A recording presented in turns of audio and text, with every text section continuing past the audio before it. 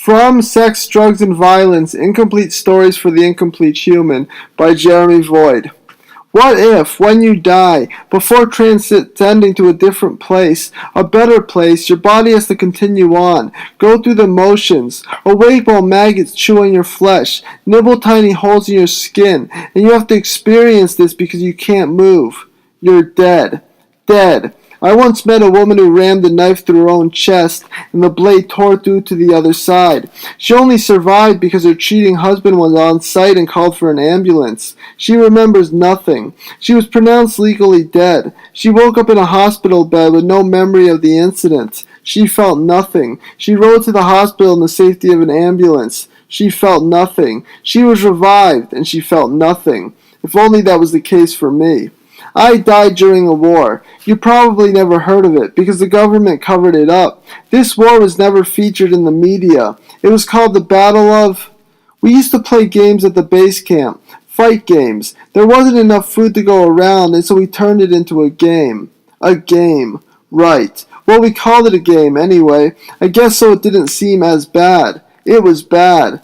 Very bad. We fought for our lives. If you died, you didn't eat. I died. I didn't eat.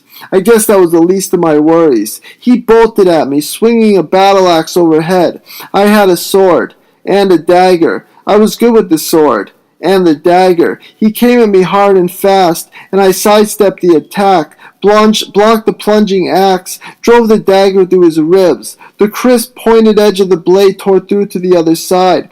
My opponent, Jasper, spun out of my grasp, the dagger stuck in his side, blood seeping out of the slits, and he ripped it out, and a line of blood arced through the air and crafted a straight red line down the side of my face. He hollered then. Even dead, I remember that scream. It's painted on my soul. It was loud and menacing, and people could hear it miles away from camp because... I'll get to that later. He twirled the axe. A sharp arc as it spun around and around, and swung it overhead, hard. But I held up my sword, and what followed were a metallic clap and a rainstorm of sparks. We stood like that, eyeing one another down, his face decked in dark red war paint to make it look devilish, like the devil himself. And I myself had no paint on whatsoever, just the hardest stare this platoon had ever seen, sharp green eyes that had seen evils beyond the scope of anything imaginable. I could see the slightest hint of fear in Jasper's eyes as he returned that malevolent stare I produced then and there. He drew back the battle axe, then he dropped out of view and knocked my legs out from under me, and I fell, my face bouncing off the hard dirt, and I rolled out of the way of his plunging spiked heel that carved into the ground. I stood up fast and made a sudden dash to the fallen dagger, grabbed it while still running as he ran after me, and I whirled, flung the dagger at him, but missed by maybe an inch. And if only his eyes didn't follow the spinning airborne dagger. It was the make-or-break moment, and I spun circularly, quick and low, the sword arcing horizontally, whistling as the blade tore a path through the steel air and lodged it deep in his rib cage. I felt his bones breaking as the sword sank into his skin and crushed every single bone on its way to his heart. Blood eased out around the wound, and he just stood there. He stood there, speechless and staring, eyes wide, mouth agape, the sword positioned in his side like that. Not for a moment during the fight did I expect I would lose. Like I said, I was good with the sword and the dagger. I knew I would win, was confident of it, but there was something else in his eyes. They rolled up into his head, leaving only egg-white balls with hair-thin red lines streaked across the surfaces. But that's not what it was. Amid the zigzagging red lines, black straight lines zipped through like needles. He took 2 steps toward me before the axe slipped from his grip and clanged loudly as it bounced off the ground, and then he fell hard, on his face, dead. Then an arrow pierced through his back. Another arrow stabbed him through the dirt beside him. My platoon sprang into action then. The sky, it was shaded black as a barrage of arrows arced and descended on us. We all got up and would have gone running for the horses, but they were being killed by the plummeting arrows, killed by the dozen, dropping dead in pools of blood. So we ran away from the arrows that were coming down on us, like hail, sharp, straight, and powerfully propelled hail. And I'll tell you, to this day it was the second most horrifying thing I'd ever seen. The arrows were taking us out, one soldier at a time, and sometimes 2 or 3 at a time. In a moment we heard screaming, war cries, horses galloping, swords whistling, and that sharp metallic clang of them clashing. We weren't ready for battle then. We were in the middle of the game, and I had won. A game. Right.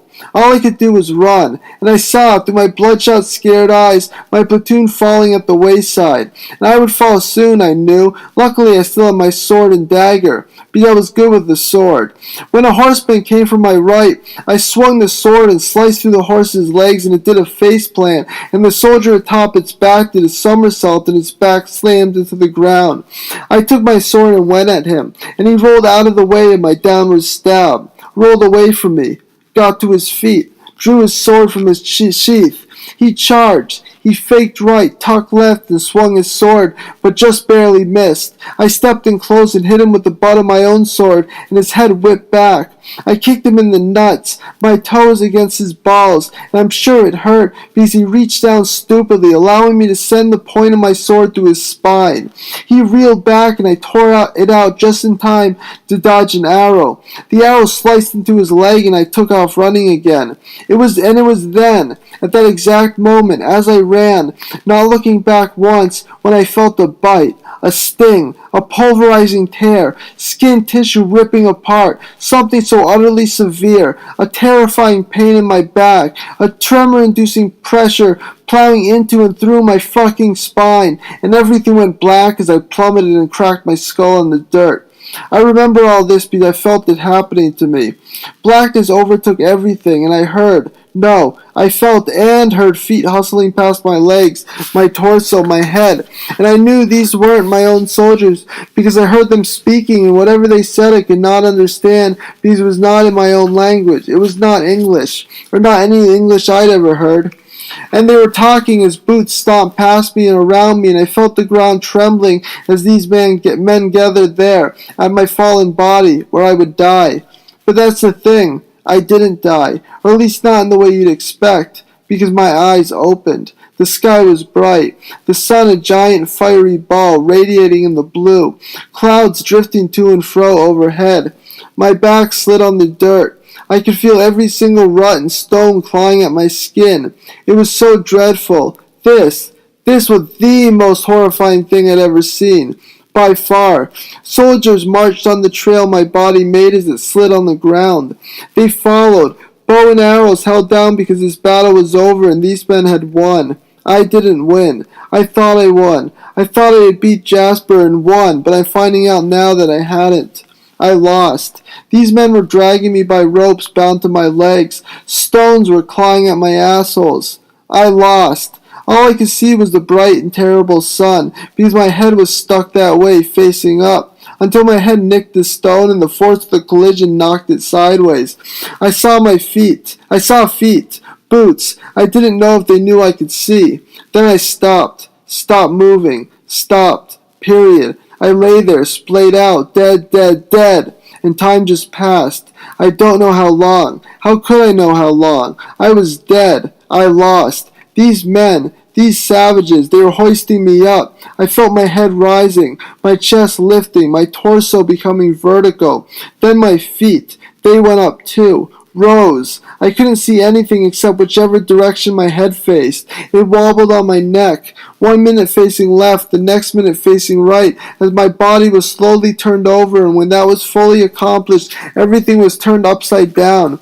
My head hung as if strung by string, my eyes faced in the direction of my feet. Everything was twisted, and I could feel it all. The hand palming my hair, lifting my head up so I was facing a dark-skinned man. He was grinning. He scowled and spit, and the saliva oozed down my face and just stayed there when he let go and my head sank again. I felt disgusting. I felt unbearable pain the whole time, like my body was slowly being ripped in half, right down the middle, from my head to my groin. I felt it all, the saliva, and not to mention the absolute humiliation. If you think you've ever been humiliated before, wait until you die. It's worse. Trust me, I know. I've been there. Do yourself a favor and don't die. It's a bad idea.